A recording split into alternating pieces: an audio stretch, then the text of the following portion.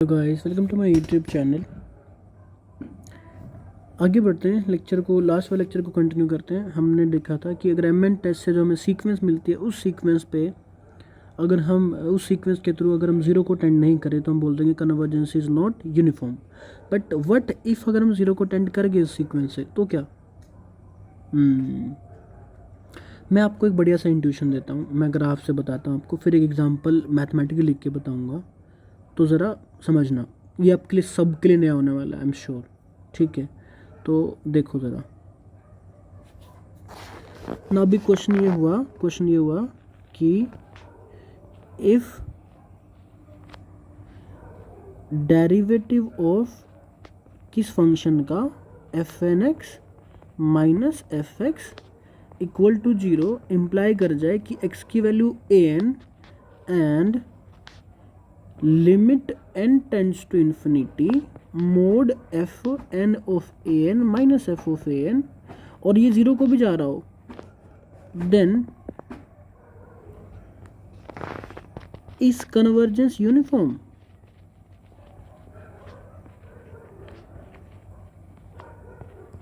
And answer is definitely we cannot say this is no. Answer is no, we cannot say anything about convergence. क्यों? ये आपको नया लग रहा होगा ना, सडनली क्या बात कर रहा है इंसान। मैं आपको समझा दूंगा अभी, देखना जरा। ऑब्जर्वेशंस या डायग्राम लिख देते हैं। मैं ये समझा रहा हूँ कि मैं कैसे वो एग्जांपल मैंने बनाया, कैसे मैंने सोचा, उसके लिए।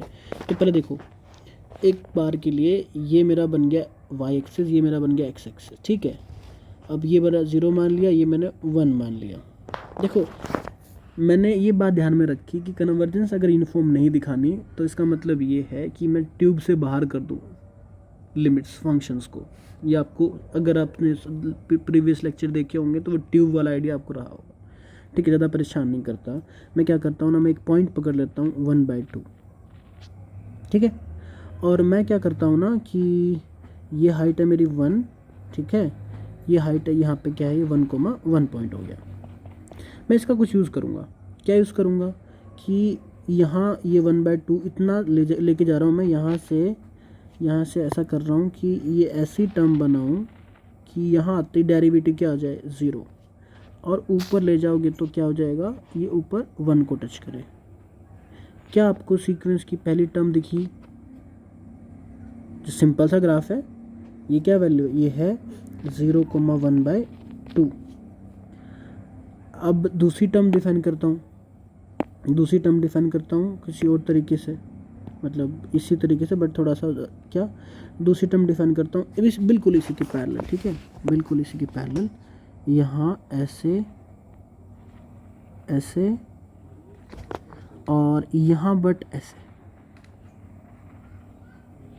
ठीक है, तीसरी टर्म डिफाइन करता हूँ सेम, ये नीचे, यहाँ पे ये अपना डेरिवेटिव ज़ीरो कर लेंगे अपन, ये ऊपर। एक और टर्म डिफाइन करते हैं, डार्क कलर, ये वाला। तो ऐसे,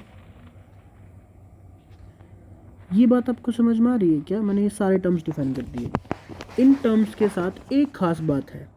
वो खास बात क्या है कि अगर आप इन टर्म्स के लिए ये देखोगे ना, इस 1/2 पे derivative is parallel to X axis, derivative is parallel to X हर टर्म के लिए, यानी इस टर्म पे डेरिवेटिव ज़ीरो होगा। क्या कह रहा हूँ मैं यहाँ पे? मैं कह रहा हूँ कि एफ एन माइनस एफ, इसका अगर डेरिवेटिव करोगे ना d/dx, वो ज़ीरो होगा फॉर x इक्वल टू 1/2। ठीक है, बट कन्वर्जेंस यूनिफॉर्म नहीं होगी। क्यों? क्योंकि ज़ीरो के राउंड में कोई भी ट्यूब बनाऊंगा, क्योंकि लिमिट फंक्शन ज़ीरो आने वाला है, ये बाहर रहेंगे उससे। नहीं समझ में आया? मैं एक काम करता हूँ, आपको समझा के दिखाता हूँ। यहाँ से ये एग्जाम्पल हमने डायग्राम बनाया, सिर्फ इस डायग्राम की हेल्प से मैं एक नया एग्जाम्पल डिफाइन करता हूँ। सर देखना ज़रा, ये वाला एग्जाम्पल देखना। मान लो इसी का है ये, लेट, चलो आगे चलते हैं। Let F N X equals to X minus 1/2 power 2n define कर देता हूँ, बट इन दैट केस मुझे डोमेन थोड़ा अल्टर करना पड़ेगा। तो एक काम करता हूँ, इस डोमेन को ये पॉइंट 3/2 ले लेता हूँ, ठीक है। तो ये क्या हो जाएगा 3/2, 1, ठीक है। डजेंट मैटर, इससे कुछ फ़र्क नहीं पड़ेगा। बट आप देखना, आपको मैथमेटिकल एक्सप्रेशन ज़्यादा समझ में आते हैं, मुझे पता है, बट देखना एक बार इसको मैं कैसे कनेक्ट करता हूँ ग्राफ से। होगा क्या कि अगर आप लिमिट फंक्शन की बात करोगे ना, तो कोई भी पॉइंट पुट कर लो यहाँ का, ठीक है।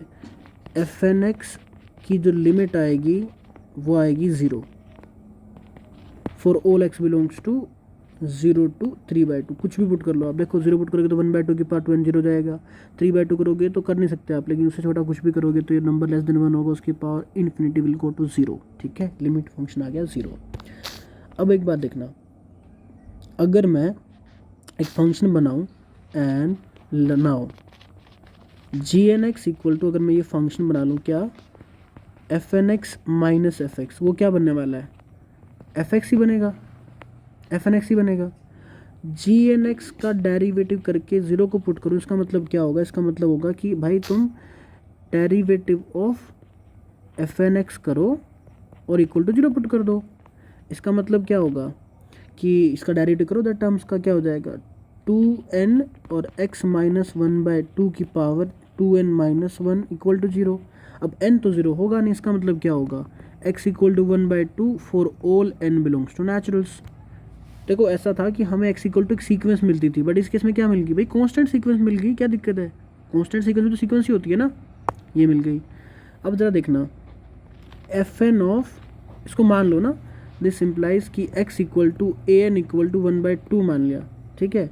दिस सिंप्लाइज कि अगर F N of A N minus F of A N अगर मैं चेक करूँगा, वो क्या आएगा, वो आएगा एफ एन के अंदर ए एन पुट करना, यानी कि भाई आप फंक्शन का डिफाइन कैसे था, x माइनस 1/2 ना, तो यानी कि 1/2 माइनस 1/2 की पावर 2n कर रहे हो और 0 कर रहे हो, ये सब कुछ क्या हो गया 0 0 0 0 0।